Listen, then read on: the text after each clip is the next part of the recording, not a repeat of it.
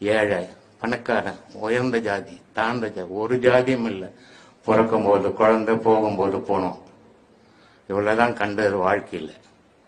அப்படிப்பட்ட வாழ்க்கைய சீரான முறையில வாழ்ந்து, யாரையும் தாழ்த்தி, யாரையும் உயர்த்தி, யாருக்கும் அடிமையா இருந்து யாரையும் அடிமைப்படுத்தி வாழாதுங்க. அதெல்லாம் வாழ்க்கையே இல்லை. ஆண்டவன் அப்படி வாழ வைக்கவும் இல்லை நம்மள.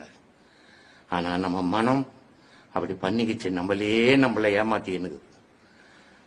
ஒவ்வொரு மனிதனுடைய மனமும் ஒவ்வொரு மனிதனையும் ஏமாத்தினுக்குது.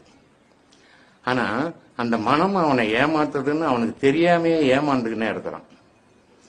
எப்பவோ ஒரு முறை சீர்படுறான், திரும்பியும் அதுலயே போய் விழுந்து போடுறான்.